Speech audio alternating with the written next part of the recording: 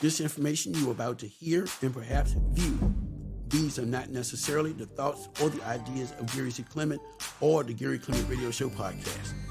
We are in no way, shape, or form affiliated with the parties this story is about or was interviewed for.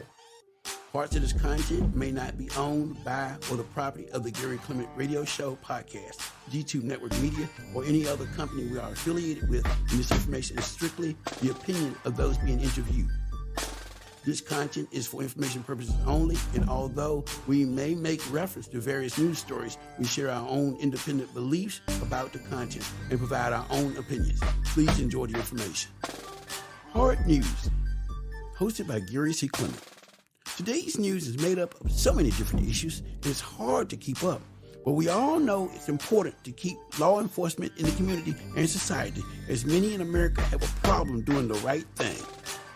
Growing up, my mother always said it's easy to do right, but so many people choose wrong, and once you get in trouble, it's very hard to get out of it. Haard News will tackle all issues that break the barriers of justice for all, freedom for all, and simply a good and strong meaning of democracy for all. The show covers politics, crime, gun violence in our communities, and will introduce guests who have a personal stake in these issues. So without further ado, please enjoy this week of Haard News, hosted by Gary C. Clement. Hi, my name is Gary C. Clement, and welcome to Haard News. In this episode, the topics of discussion are: number one, guns, drugs, and gangs, the effects of drugs and gun violence in our communities. Number two, lack of programs for the youth in jail and after incarceration. Number three, the community involvement and law enforcement in the lives of our youth. Philadelphia is called the city of brotherly love, but it has a crime rate that continues to grow with every new shooting, stabbing, and murder.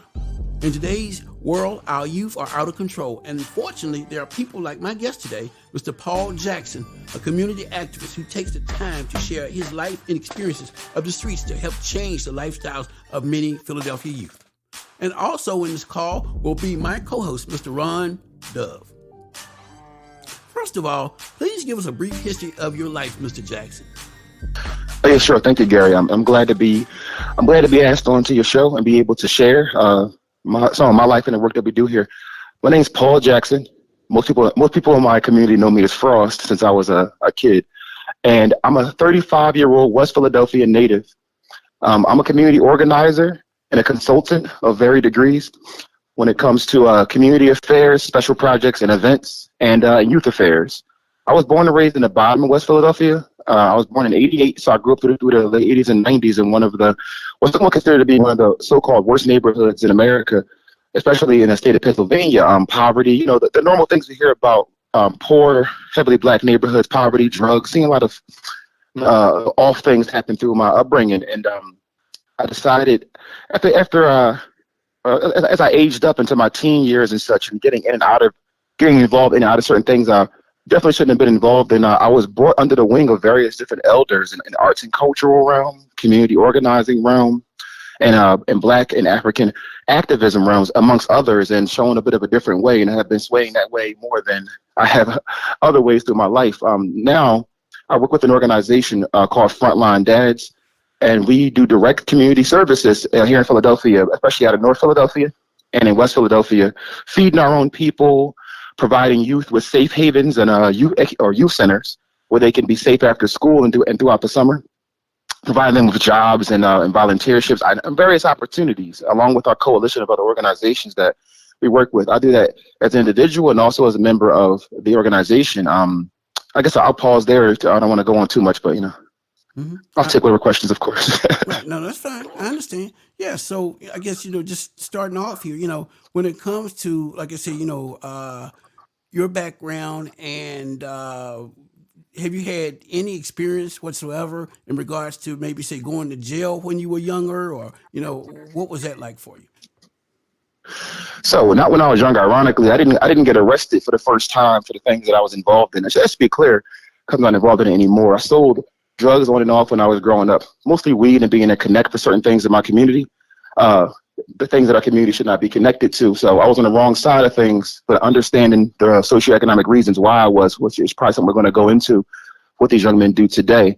I've never been in jail for any long period of time. I've only been arrested short term for possession. And ironically, the last few times I've ever been arrested was when I was doing what we would consider the right thing. I was in Philadelphia and in other cities in protest movements and organizing. And of course, the government didn't always see it that way. They would lump us in with people who were burning stores or rioting, like in Baltimore. But I have had a lot of run-ins with the police, though. Police brutality. I've been harmed by the cops. I have been basically, we call it kidnapping, where they pick you up, ride you around, and talk to you as a young man and drop you off in certain places. And there's as with many of us black males that grow up in these areas in cities like Philadelphia and like that, it shouldn't be normal. And I'm not trying to brush it off, but like I've had too many run-ins, more than 10 or 12 run-ins with the police since I was a teenager. Nearly all of them were either foul or they were a little bit off from what we probably would expect of the positive stereotypes of police, and those just being mostly stereotypes when it comes to our community and not particularly realities. I see. Okay. So I'm trying to, understand some things that we're not here too. Were your mother and father in the home, as you were growing up at all? Or? Yes, I had a two-parent household. My parents were married shortly after I think I was two or three when they were married. So I was in a two-parent household. Mm-hmm. Okay. And I guess, did you all go to church at all, or social functions or whatnot? Or? Yeah, we did go. We definitely went to social functions, and we were going to church. Or we were raised till I was 12, Jehovah's Witness, so Christian, and went going to a Kingdom Halls, which is a form of a Jehovah's Witness church, until my almost my early teen years. So we did have a spiritual foundation in the house, both loosely and tightly. So we had a direction in that sense. And social functions, for sure, we would go out to family barbecues and such. From Philadelphia, so we go to the Plateau, the Belmont Plateau to be exact, for those that don't know the area. We would go for barbecues with family, go on trips to amusement parks, here and there when we could. We didn't grow up with very much, but I didn't really know that we were what they call poor until a little later on in life, because of the rich experiences and the way that my parents handled finances in the household and how much in our experiences, things we got to be exposed to. I see. Okay, because it sounds like you had pretty much, I guess you could say, two responsible parents or whatnot in the household, because a lot of these kids don't have that.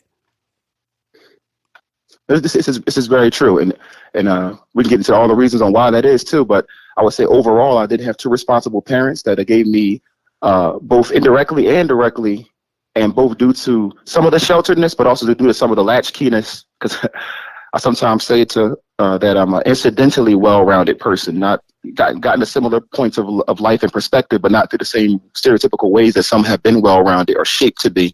Say it's in spite of growing up where I grew up, but with the love of my family.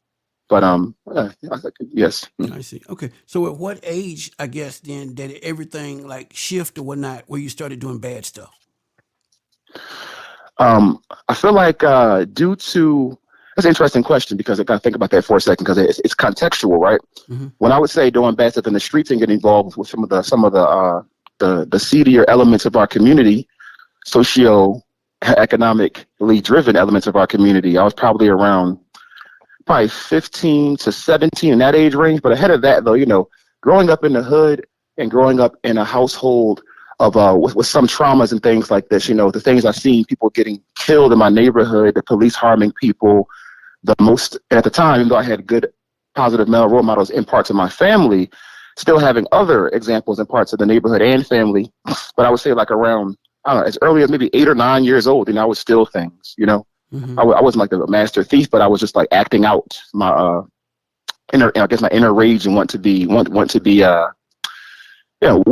acting out at that time. I remember as early as maybe 8 or 9 years old, stealing things that I wanted that I couldn't buy from the store, for example, and becoming what's the word they call it? A shoplifter. I see.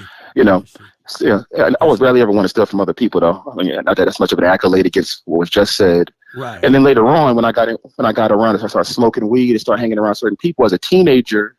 I was good with math. I was good with social connections. I was street smart. I was one to always make my way through stuff, and usually without much hindrance or harm to anybody else. So I started just selling when I was in my late teen years, and I got heavily involved in that quietly for a while.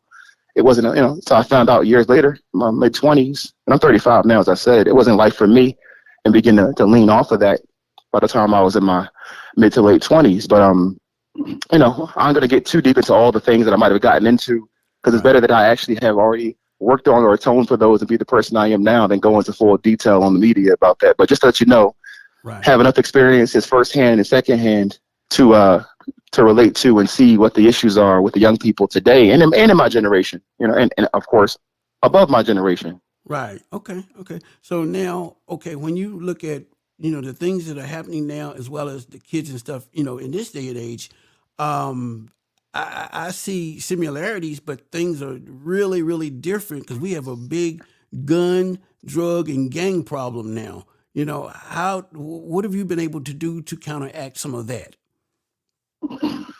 Oh, first, I would say first, if you wouldn't mind, if we discuss the nature and the root of those issues Sure. and Sure. and how they're different. I would say that I live in Philadelphia, a city where in 1974, an organization called the House of Umoja, all respect to David Fattah, R.I.P., and his living wife, Queen Mother Falaka Fattah, and their whole family.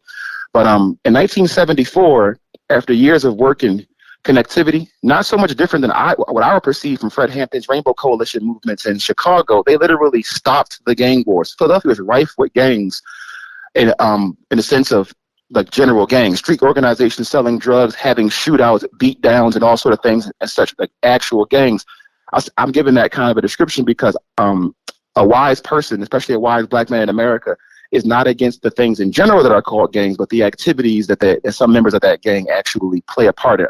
A street fraternity is actually necessary. Many things are street fraternities. They're not always doing the same things. But in 1974, they had something called No Gang War in 74, and they had, I might say the title wrong, the Umoja Truce.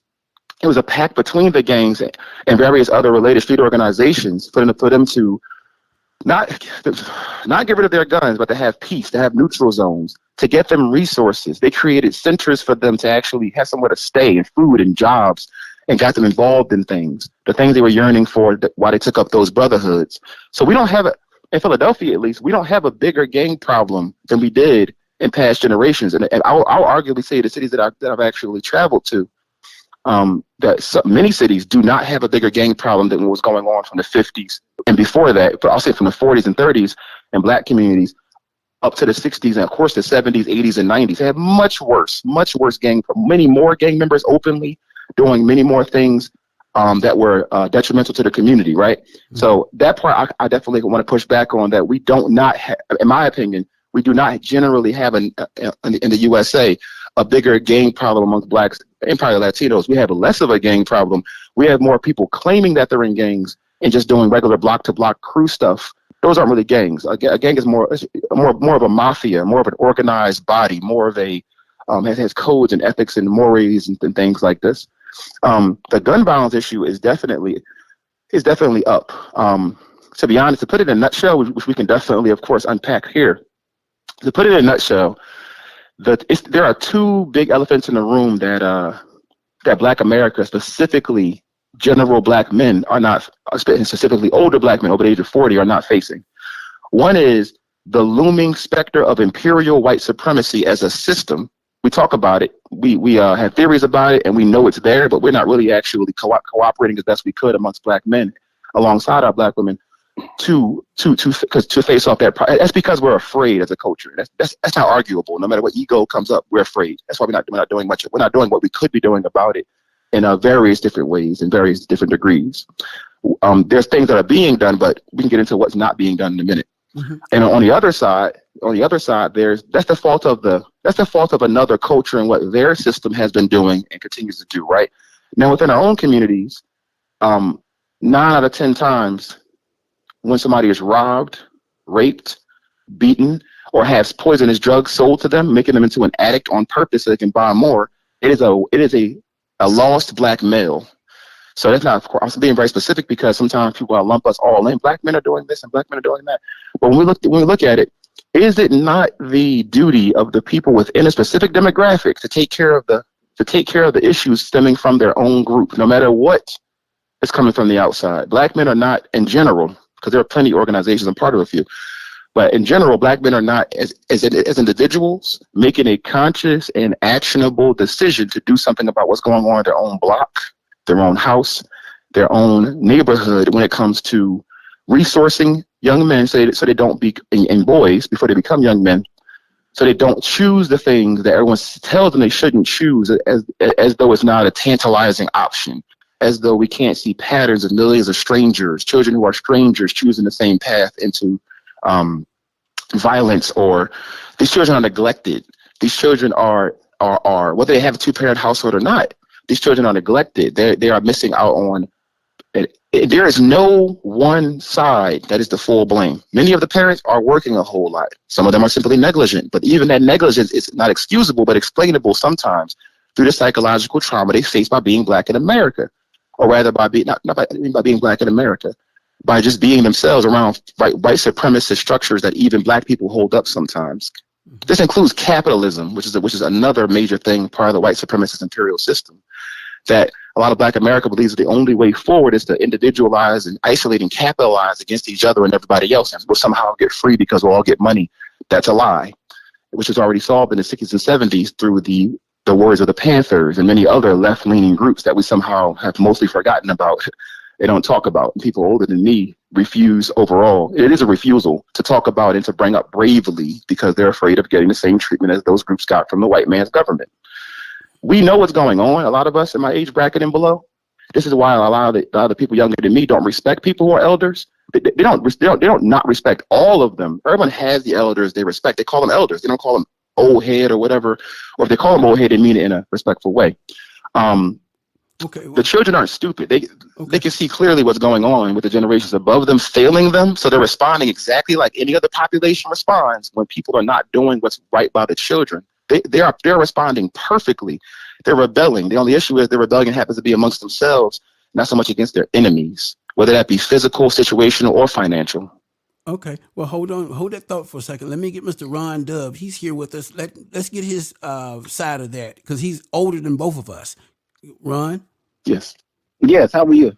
I was always, concerned about how we as adults can relate to youth and how there is a disconnect and how we should bridge the gap, between the two of us.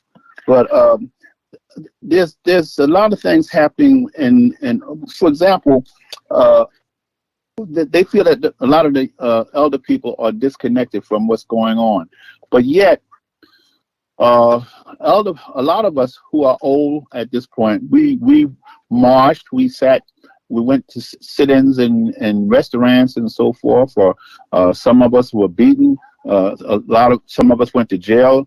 Some of us, the ones who are living now who can talk about it, we endured a lot of hardships in the past, but we did what we did to make things better for the youth today. And we had to sacrifice. I mean, there was times when we couldn't get into certain unions. We couldn't sit in the restaurants. It was so many things, but a lot of people took off the fight in order to make things better. So now we have come all the way to 2023, and we find that there's a youth who see us as really almost insignificant. We contributed nothing, And I mean, when I was a young person, I might have, felt similar, but not the same because we were all in the struggle. It was a struggle for everybody. But today, now a lot of young folks have reached a plateau where they're successful and some things that they're doing. Some of them are resentful and angry. But I think that it's a misunderstanding there, because when a young man who has a lot to offer gets old, he still has a lot to offer as far as possibly the wisdom that he might have, his experience that he can share. So, I think it's something that we can kind of work out if we could actually sit down at a table together, young and old, and discuss our issues, because it's going to take all of us to survive. But I wanted to ask you a question. Did you ever hear about a gentleman by the name of Herman Rice? The name sounds familiar, but the context isn't hitting me. Well, Herman Rice, he was in the Mantua area, and he was doing much of the same type of activities that you're doing. He was a community organizer, and he helped to transform the West Philadelphia, Mantua area, 35th and Spring Garden in that area. There was a lot of drugs going on. There was gang warfare. And he stepped forth and he made a tremendous change in what happened back in that time. I mean, what year was that? Was that in the 70s? I'm not sure exactly what year it was, but he was a figure, and you seem to be going in the same path that he's going in. But it would be good to check out his history, because you guys have something in common. But I just think it would be good if you could sit down and because we need to understand. Here's the thing. I'm speaking for myself. I would like to understand how I can, relate to younger people as far as what they think and what they feel we should be doing or whatever, But we got to have a conversation. I can't attack you. You can't attack me. But everything's on an individual basis. Everybody had their own particular life that they lived in, and everybody's lifestyle was not the same. They came from different parents. We didn't all experience the same thing. So it's a real complex thing. But I just think that we need to have some forums where youth and older people come together and sit down and let's talk about it. What do you think about that? I couldn't agree more. I want to address a few things that you said in there, because I have some agreements in there and a few friction points, but definitely an overall agreement with your premise about older people. Especially, I'm 35, so you can call us like the middle. So teenagers below me and people who are 50, 60, 70 above me, right, in age-wise. So being able to see, and not just generationally being able to see and more or less understand the gripes and the grievances, but also the challenges that are facing and have faced each age group, right? Because I'm not the oldest and I'm not the youngest, and sometimes we need a moderating generation. They call us millennials, to be able to help moderate that. So I'll say, let me go back and I agree with your premise. Now, what I want to say is, I'm gonna try to put this in a certain ways just to kind of go through it without being too lengthy. One of the biggest things we have to do is set up an understanding of, when we discuss the nature of what generations did or didn't do, living generations or not, we have to make sure that we take complete ego out of it and not have it be as though the individual who is in the generation or their grouping or their demographic is being disrespected. This is why I made sure to mention things like the Panthers and other movements when I speak on things, to show that I'm aware of myself and others younger than me are aware of previous movements that moved the ticker forward. One of the biggest issues is that many people took on Americanization, Westernization, and a capitalism mindset, which makes them think that they can retire from that. The revolution isn't done yet. A revolution isn't, for the people listening, let me just use that word in context. I don't mean revolution like simply the movie way, right, where buildings are blowing up and people are shooting cops in the streets. That's not revolution. Those are just battles that happen. We defend ourselves as any other country has, and in the past, in this country we have National Guard, police, riots, whatever else. However, revolution is an ongoing generational cultural process. Some call it the cultural revolution, in which there's a changing of the minds of the many, which changes their actions and thus their collaborations and cooperations with each other. Overall, not every single elder, not every single black man. Overall, people over the age of about who are now currently 55 or 60 and older have given up on all people younger than them, except for the ones in their own family, their own church or mosque, or their own community. The movement, as it was in its stages, from the 1800s all the way through the 1920s, 30s, 40s, 50s, and up, that movement is still going on, but there is a lack of recognition by many elders that the movement that's going on now is a continuation of the past movement. That's one. And the second thing is that many elders have simply gotten comfortable. They've gotten property. They've gotten their 401k. They've gotten their retirement plan, or they're on the way to retirement. They've gotten a nice cushy job, or they got like a nice working class job, still living in the hood, right? But they got the Cadillac now. We know this to be a fact. The youth can see this. Again, we got to remember, the youth are children and they're teenagers and they're in their 20s, but they're not stupid. They can directly see the elders around them who are not like you folks who make podcasts and care to go on, and people like me who are also the elders. They can see us too, but they know we're in a minority. They know that for every one of me, there's 1,000 or 10,000 other black men who are 35 who don't give a damn about them. I'm going to cut you off. before I don't want to forget, because I can be forgetful. But I want to make a comment on what you're saying. Like some of like you say, some older people have gotten comfortable and have decided to just relax and retire from whatever they were doing in the past. However, the most wide-spoken youth are, I would say, let's take the rappers, okay? These are the people who are out there in the communities, people who are out there and the lifestyles, of what's happening today, the hip hop generation, and so the ones who are spoken word artists and rappers, they take their poetry and rap, and they are representing their generation today.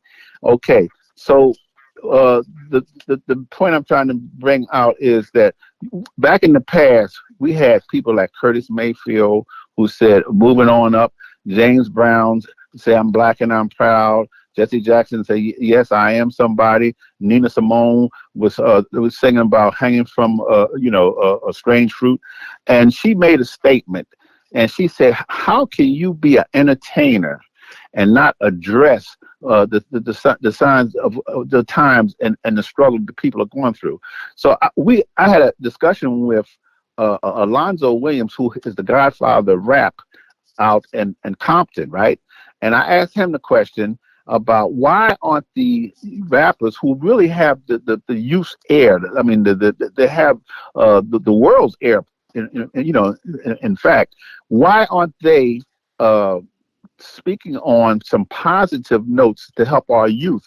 Because the same thing that you were saying about the elder people who got their homes and got their Cadillacs, well, you got your top rappers out there, your Snoop Dogg's and your Jay-Z's, well, they got their Cadillacs and they got their homes, and they're not even some of them don't even live the lifestyle that the rap is all about. And yet, what kind of positive message are they sending? Now, I would love to address this. All the youth, I mean, don't have that opportunity. But when you have people who are in a position to send a positive message, and you said the revolution continues. Okay, so then if the revolution continues, then the people who have the power and have a position to speak out on these things, then I think they should do it. But like you said, in that case with some of the people who are in the top, tier of the hip hop world, rap world, no, they have their homes, their Cadillacs, and they're living good, and what they're doing is a lot of causing, I call it blood money, because a lot of youth are dying because of some of the messages that they're getting, and they're trying to live out the lyrics of some of the music. Yes, I would love to address this topic, and I'm glad you brought that up. Okay, so I'm going to address it from a few different angles. I agree. Well, first, I agree that people to much whom great power is given, great responsibility is to be expected, and it's a duty, right? Not to sound too much like Spider-Man's Uncle Ben, but it's real.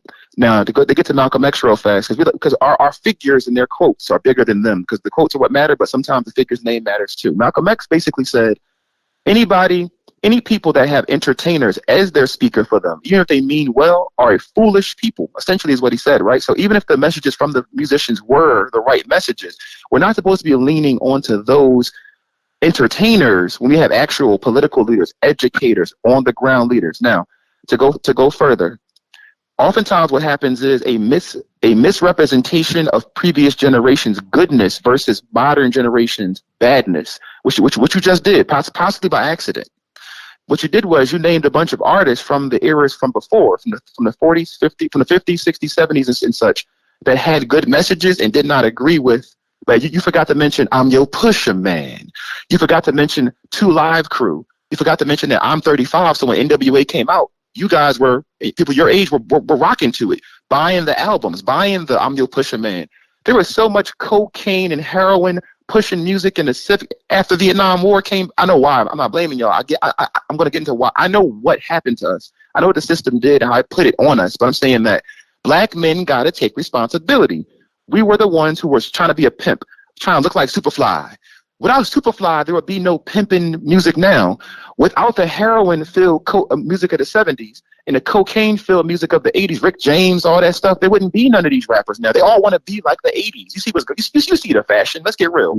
So what I'm trying to say is, black men are always trying to scapegoat their way generationally, and by saying back in the day it was better, the gangs weren't as bad, we had a code, but you were still gangs. You were still killing people. You still was selling drugs to your own people. So what I'm trying to say is that we got to look at it as a continuum of a revolutionary movement and a continuum of the debauchery that was started generations ago. We can go to slavery, we can do all that, but it still started before. Let me go further.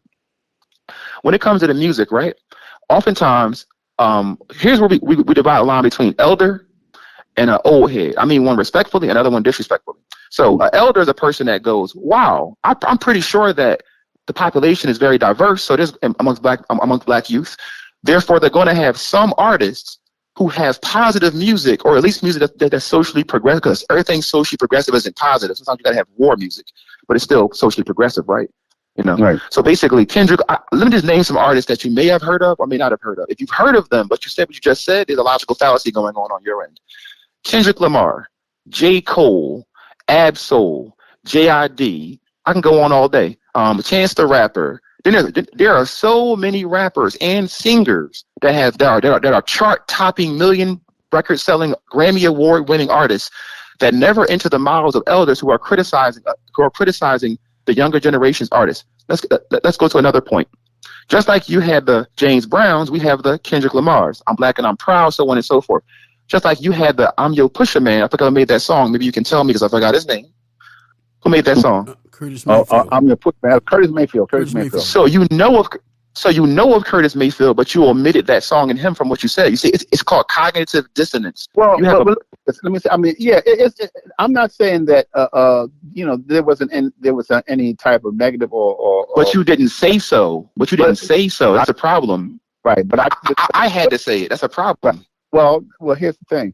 I mean, I didn't mention everything. I was trying to be specific on one point. But no, I don't disagree with you on that. I don't disagree with you. No, we had people back. It didn't come out of nowhere, right? No, I'm sorry. What did you say now? It didn't come out of nowhere, right? No, I mean, no. We had people back in that day who were promoting. You know about Studio 54? You know about Rick James and crazy parties? Okay. You know about everybody wanted to be a coke dealer in 1983. It's not a broad brush. I'm not painting everybody with a broad brush. Okay, by accident though. Yeah, I'm just bringing out some specific things that that I see. Now, yes. But you also saw those things though, right? Of course. But you didn't bring up those things. I'm trying to say you have to address the contradiction in what you're saying is that you are rightfully criticizing bad things in the generations below you, but you did not first do the apologetics and the atonement of saying my generation taught y'all that, and we did not protect you. I got one last point that wraps it up though, because I got one last piece of what I was saying. The major music artists now are a little bit different in their business dealings than the ones back in the day. Back in the day, you had big white-owned corporations that ran most of the music from the 70s forward, but you also had a bunch of black-owned. I'm from the city of Gamble and Huff, Kenny right. Gamble, Leon Huff, right? I'm from people that I come out of a legacy of people. I used to work for his schools. I used to be a school teacher and a program provider in Kenny Gamble schools. And that shows you how much on the right side of things some people from back in the day, all the way up until now, have been, right? So we had black-owned music. Here's where y'all went wrong. As soon as segregation ended, right, when we were not forced to be together anymore, a huge chunk of the generation that's before us dipped out from the hood with most of the money. It's called brain drain too. They took the educated people with them, and they left the rest of their people, their cousins and families, to starve intellectually, to starve spiritually, and to starve literally in nutrition, right? So black men did that because remember, black women couldn't even open bank accounts until like 1960 something. And by the time they could really get involved in banks, black people was the 80s and 90s. Well, we got bamboozled by not just the white man. We got bamboozled by the black man trying to be the white man. Let's get back to those companies real fast. Big white companies own the music. These niggas who are on the radio are not people of the community. They're dark-skinned politically. They're dark-skinned white people, right? They are paid by big white companies to mislead, because music has power. That's why in church we have hymns. That's why Muslims chant when they pray. Rhythm has power over people who don't have a good sense of self. And which people in America got the least sense of self? We got their names, we have their language, we have their versions of religion, right? We know this for a fact, right? The black man is wrapped up in capitalism and trying to get ahead for himself and his own family. He's not wrapped up anymore heavily in, the older black man, the ones who live. MLK was a socialist when he died. Malcolm X was an internationalist, socialist when he died. Che Guevara, an Afro-Latino. Fidel, I can go on all day. Kwame Ture, the Black Panthers. Your generation is supposed to get out your houses, get out your retirement homes. If you're under retirement age, if you're 50, 60, 70, and you're still able, you're supposed to get up, get out, get in the faces of these youth and ask them questions. Go to the corner with the corner boys and ask them a real question. Y'all don't do that enough. Y'all are hiding behind your wealth. You're hiding behind your age, and you're hiding behind things you did in 1965. Well, not necessarily, because when you say you all now, you're painting everything with a broad brush.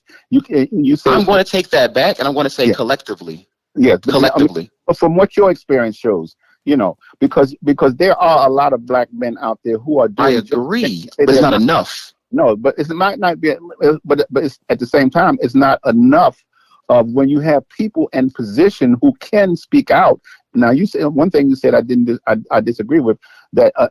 Something about an entertainer is not the one who should be bringing forth the message or a fool, whatever. But I feel that the person who's in a position to bring forth a message should bring forth a message. Now, what should happen isn't what does happen, though, is it? I'm not downing them. I'm just saying I would like to see more of them. This is not a condemnation over talented young. No. We should be. We should be condemning them. We should be condemning people pushing violence and drugs. But what I'm trying to say is that just like you're saying, we're not doing enough. Then at the same time, there's a lot of people in position that are not doing enough. And just like you said, it's about the money. Well, it's exactly about the money when it comes to the entertainment field, where they will sacrifice to make the money. I am not defending capitalist entertainers. I'm telling you that the entertainers are not in control of anything because they have white slave masters. But pay them. No. The entertainers are very powerful. Listen, the rap music is all over the world today. No. I'm agreeing with you. Sorry. Let me contextualize that. Let me contextualize that. I'm not saying they don't have any influence because they are actual. I'm saying they don't have power over their distribute. They're controlled by white racists. So you can't expect. If you can write 1 million letters, you could literally pull them aside in the room and threaten them. They're not going to change because they're going to get fired, and another hard R. You know what I mean? Is going to get a job with that same white-owned record company. What we need is we need black men to pull a Gamble and Huff. Don't you have some black people who are now producing their own? Even when Sam Cooke started to try to produce his own record company back in way back in the 50s and 60s, he was trying to produce his own. Now, what about some of these rappers today, or some of the artists today who decided that they're going to do their own production? I believe you do have some who are doing their own. It's not controlled by white society because they couldn't make that kind of money. So we got to discuss what control really is. It's not just a check, right? There's a psychological reculturing that happened from the crack-filled 80s all the way up. So if a person has their own studio in their basement, independently making their own beats and recording their own vocals on there, they're going to go, what's going to sell from, I'm not excusing, I'm not an excuser. This is not excuse talk, by the way. This is description talk. So this is not an excuse. This is just the nature of what's happening, because we got to understand psychology and behavioral health.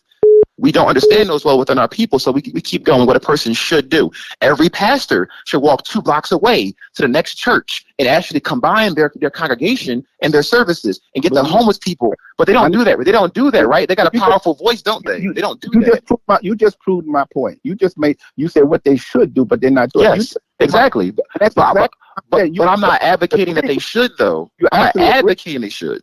Yeah, you're actually agreeing with me. What they should do and what they're doing is 2 different things, and I see that. I understand that, and I know with the money situation, they want to make the money, and you have to be able to survive in whatever you're going to do. And sometimes you have to make a decision, but it's a sacrifice sometimes in there, because going back again to the older things, some of those people had to leave the country because they were so attacked by what they did. But at the same time, a discussion I had with the Godfather, that, and he said it's about, they want to make the money. So if you want to make the money, then you're going to have to go with where the money flows. But then again, where's the sacrifice? Exactly. So let's talk about sacrifice for a second, because you mentioned a key word that was floating in my mind while you were speaking, and also in general about this kind of conversation preceding the actual call. So sacrifice. Some people, not most, are willing to, not like recklessly, but willing to sacrifice their life for the movement. I don't mean to simply jump in front of a bullet. I mean literally change their life and give up things so that the people who are younger than them or who have less than them, whether they're younger or not, can have more. That is not the nature of most people today, maybe even any era. Let's talk about those people that got ran out the country. They literally either went into exile or otherwise, Asada Shakur, for example.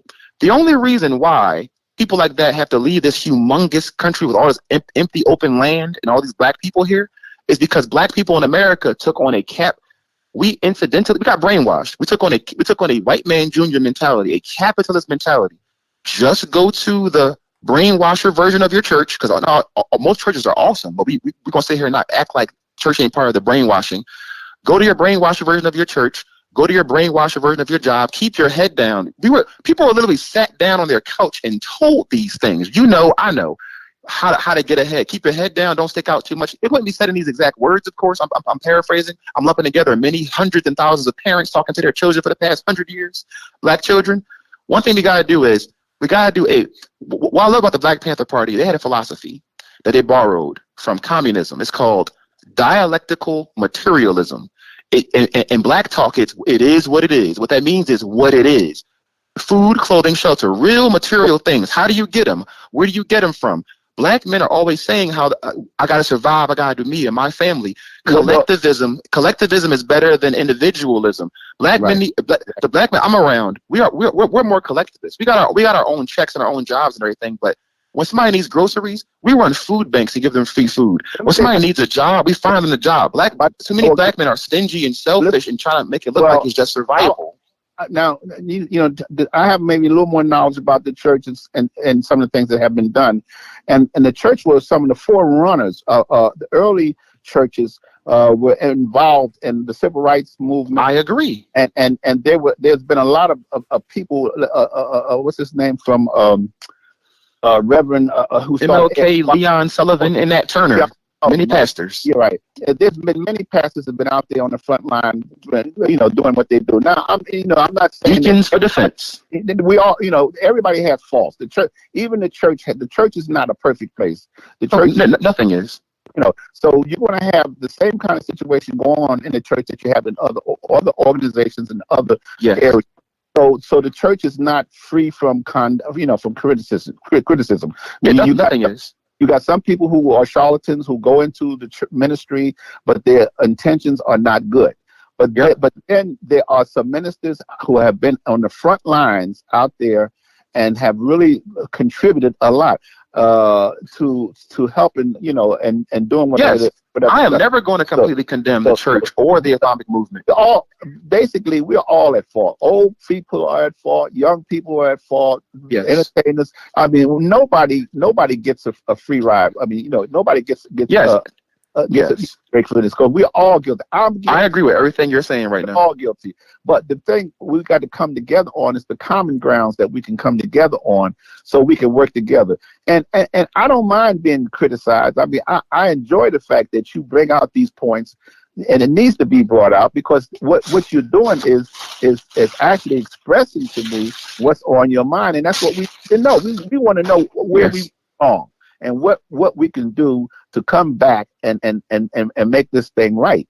And so this is what we need. Just like you saying, talking to me and explaining the things that we should have done and we didn't do, that's very good. And that's why we need to sit at the table together, so we can sit and discuss this stuff and find out what we need to do, because we at the end we all the targets. We're all in the same boat. And so we don't want this boat to sink.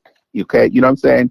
So what you're saying is extremely important, and I need to be aware of the things that I might have overlooked, and maybe some things you say I didn't say. Okay, that's good. I'm glad you bring that out. Yeah, we all have cognitive dissonances. We all do. We got to know that. You know, I'm not perfect. You know, I mean, and I'm the first one to say that. You know, I don't have to be right all the time. I can be wrong.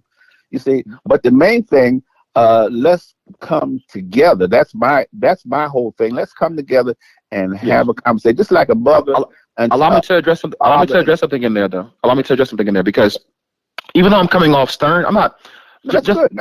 No, hear me out though. It ain't just in case. It's not just in case you think that I'm coming at you, which I'm not saying that you think you do, because you just said you weren't. This got to do with our listeners. It got to do with our listeners. Okay, it's more me addressing the people who will hear this, right? Is that for us to be able to come together? There's like three. I'm gonna mention three things.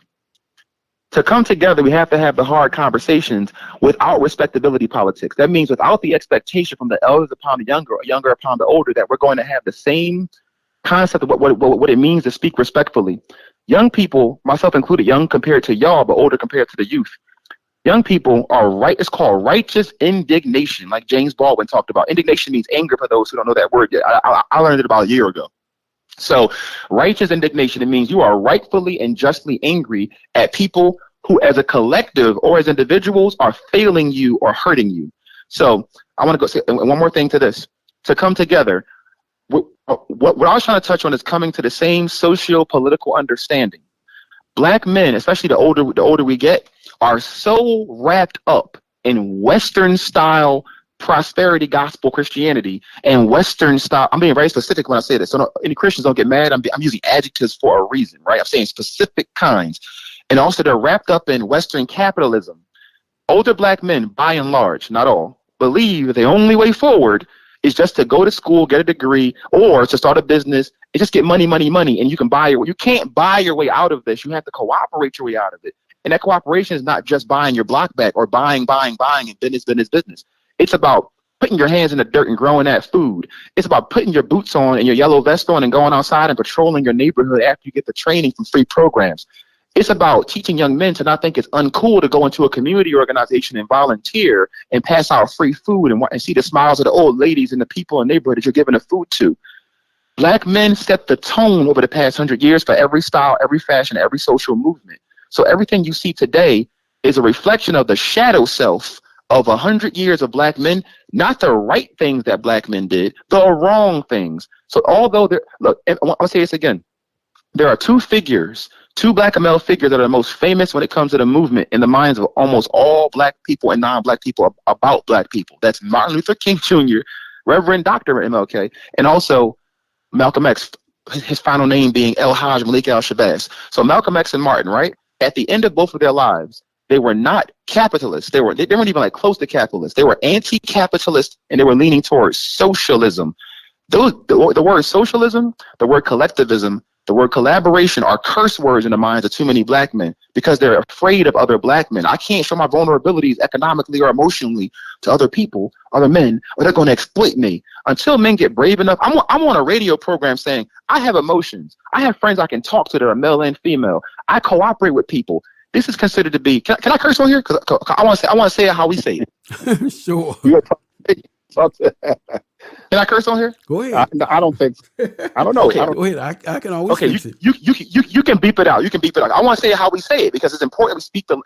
If you say that if you even to many men, young or older, who are Black especially, but many men in general, if you even show you have emotions or vulnerabilities, and especially if you're Black, you're considered to be a bitch ass nigga. So here's a problem though. That's programming they gave us, so we can't come together over money. We can't come together over political stuff. We need to come together over actual stuff. Niggas is killing themselves because they can't talk to nobody. And they can't talk to most people because the other men they would talk to are oftentimes pretending to be emotionless, like emotional zombies. We learned that from older Black men who are trying to keep themselves what they thought was a version of being strong for the family, but they actually weakened the family. They didn't mean to. It's not blame. It's a mechanical programming that was passed down from puritanical thinking and from capitalism. I haven't heard anybody on this call, rarely ever an older Black man, do a critique of Kwame Ture, older Black male, critique capitalism. MLK, if he lived to this day, would have helped to break down, likely helped to break down the issue is capitalism. It affects race, it affects gender, it affects man-woman relations. It affects everything. But the black people swear the power is in the money. Yeah, we had Black Wall Street. We had our own companies and stuff. It wasn't just because of the money. We had communities. If the money went away, which it did during the Great Depression, we still had each other. We had the farm. We had all the skills. But then again, the bougie, stupid black people left the community as soon as they had a chance. Now, okay, let me pull that back, because some left because of literally they only knew about it as a better opportunity. But some people just simply didn't care about their community. So we had brain drain. I'm not pro-segregation. I'm pro the benefits of a separate system. We're not just going to blend into this and assimilate, which is the message for most older black men.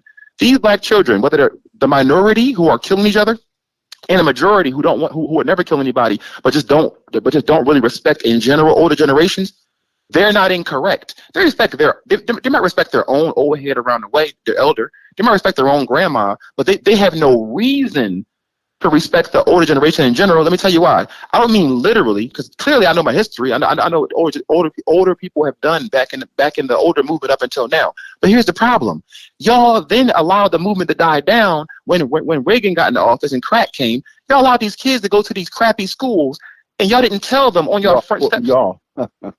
Y'all meaning the collective generation of wealth-holding adult black people. Right. Okay. Not every single person. I never mean every single person. I will never mean that, by the way. Hold that context forever. I always mean these schools are controlled by politics. Right. Where are the older black people that are like, every time a black politician runs, they pop out the woodwork? Where are their little classes in the neighborhoods? There are some, right? I know of some. Where is 10 times more? Why doesn't every single black person with an Obama sign in their yard back in 2000s and a Biden sign now? Where are they teaching the children civics, politics, history?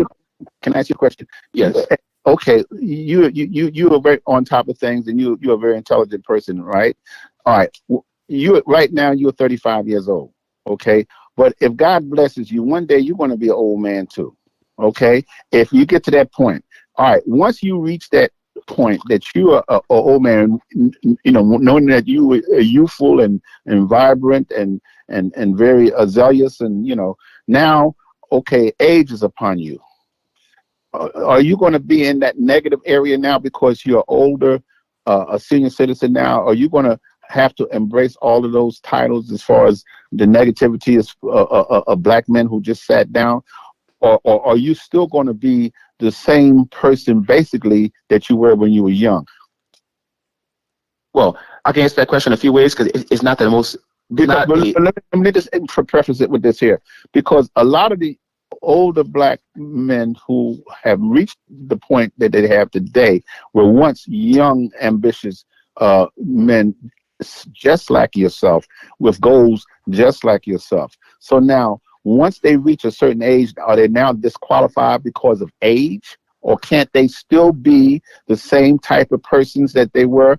For example, Medgar Evers' wife, Merle Evans, was on, and she's 90 years old at this point, and she's still a fighter for you know, because she was she took over, she took a position at NAACP, and she's still, in her own way, is a fighter for the things that she fought for in her youth.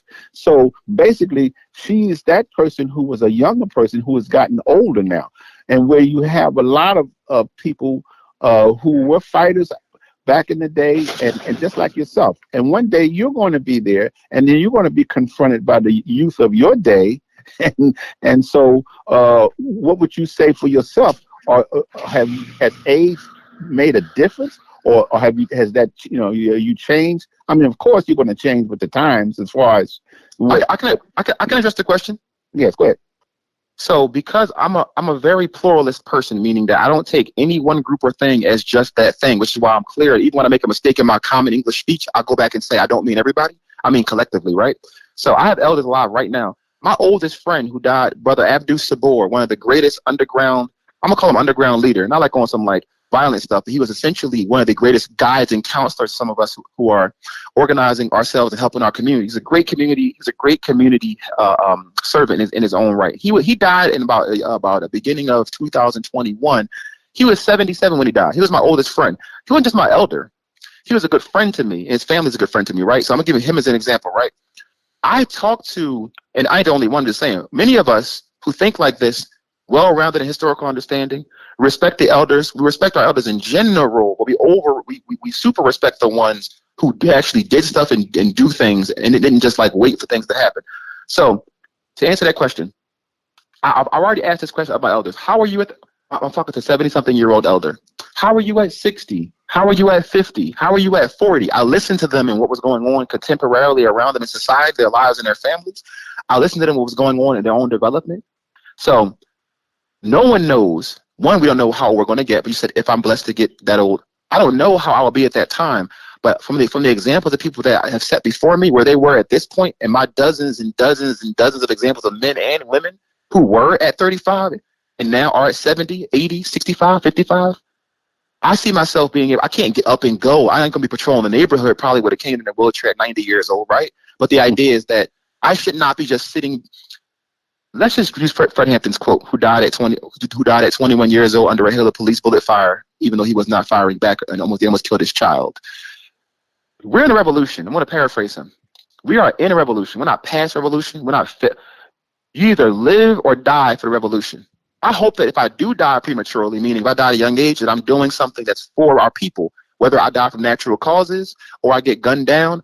I pray to God that I don't have to. I live a long life and nothing horrible happens to me. Now, if I get to live a long life, my entire life from this point and points before up until my last breath, say I die at 90 years old, I should not be just trying to get a regular job, just go to get a retirement plan and just disappear from society. We both know, all three of us on this call know what the average elder and the average young person is thinking about because of capitalism and the job market. The issue is that the people that lived, here's why the elders have more of a responsibility to move the revolution forward right now than young people do. Because elders saw all this stuff. A person who's 20 years old, they don't know nothing about no MLK. They didn't walk with MLK. They didn't watch it on TV live. They didn't watch Reagan go into office and become a whole fascist, damn near Nazi. They didn't watch crack hit from the beginning. Y'all did. So if y'all don't want to die or live for the revolution, which it does not seem like the majority of you do, you just become fodder, which means food for the revolution. You have to be able to say, I know elders that have 10 properties. In Philadelphia, we have more per capita household, more beds per house than we have homeless people. Now, it shouldn't just be up to the black population to give up their property, which is their life investments. But if you're 80 years old and you got 10 properties and there are activists in your neighborhood trying to stop the gun violence and you see that they're getting evicted and they can't pay their rent, their first question should be, let's use an example. MLK, every town he went to, right, after a while, he had people making him food, giving him places to stay, making sure he had a car. Why? They believed in him. The community, not the whole community. Remember, MLK was more so hated or disliked by most of the black community at the time, statistically, than he was celebrated after Reagan gave him a holiday in the 80s. So I know that part, right? But there are people that they saw the leadership. They saw young men and women who are feeding, clothing, sheltering, educating, therapying, and defending black people. And they said, you know what? This reminds us of our parents back in the 1920s and 1800s, 1890s, when we had the KKK terror on us. They're trying to help us. We got to help them. Here's what the average elder does now. By far, they think that person is shaking stuff up. Why don't they just vote their way out of it? We need the elders to look their elders in the eyes. Don't look the youth in the eyes as much. Come back around to the youth. Get at the people who are 55, 60, and 70. And you force them, make them, coerce them, persuade them, do whatever you can to get them to turn over the resources, money, property, scholarships, not just to the promising youth, because promising is a very relative thing, right?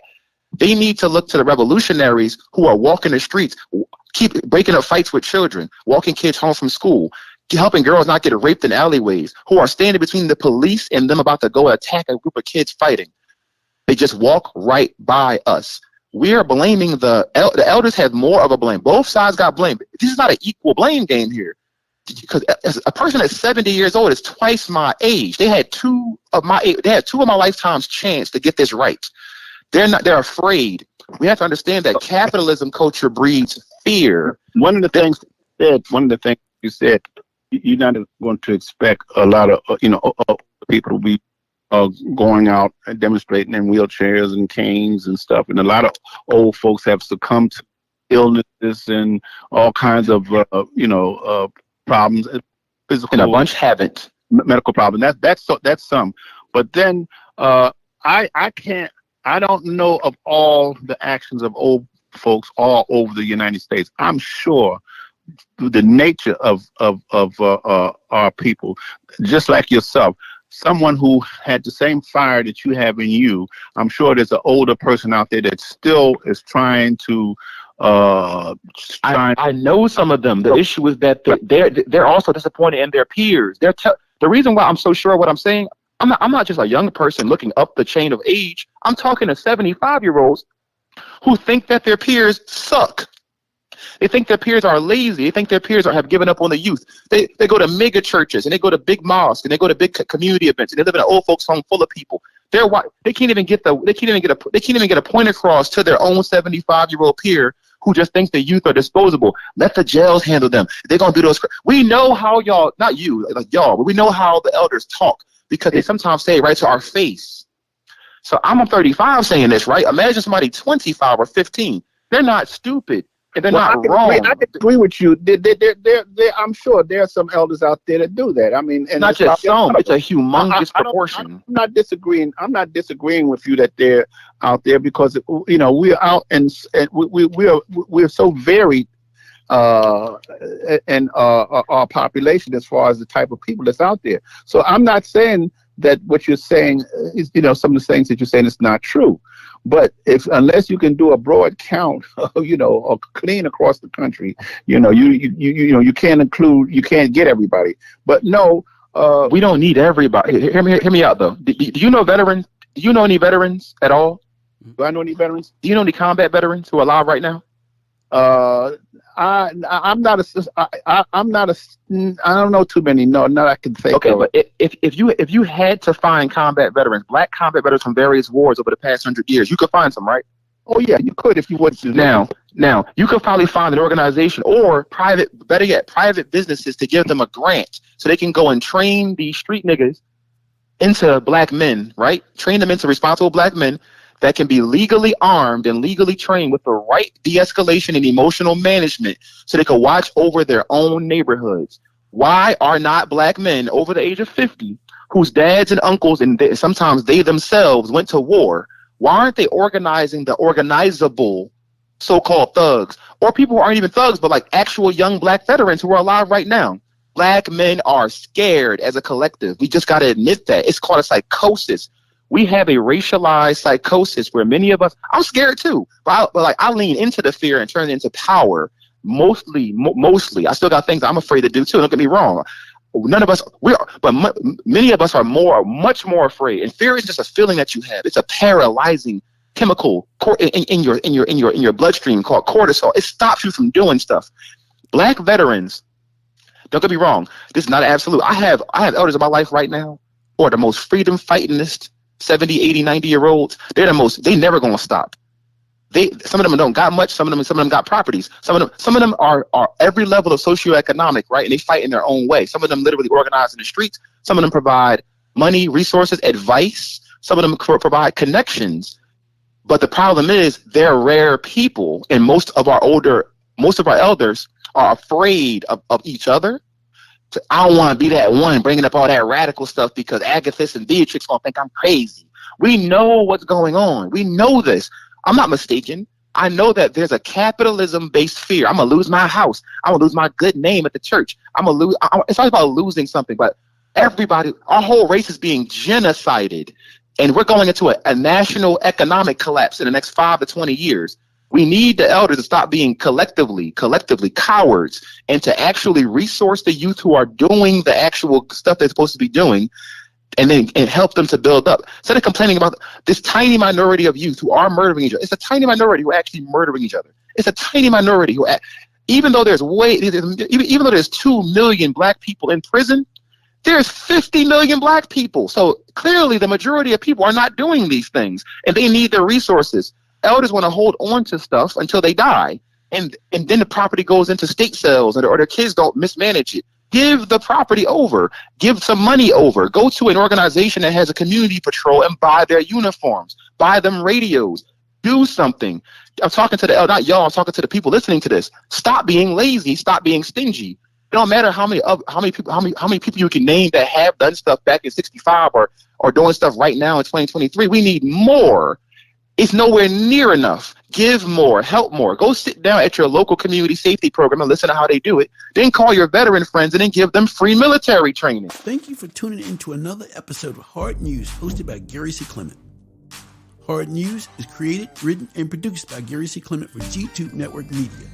This production, like all our productions, are produced in-house, and our guest comments are not solely our thoughts or views, but strictly their opinions. We are not responsible for their interpretations of the questions we ask and reserve the right to express our thoughts and opinions separately, with the overall objective to educate, inspire, and promote the positive and intriguing thoughts and news. If you have any news ideas, news stories that you want us to consider for discussion, please send them to gccpresents@yahoo.com. That's G as in Gary, C as in Charles, C as in Charles, presents@yahoo.com. This has been a G2 Network Media Production. Copyright 2023.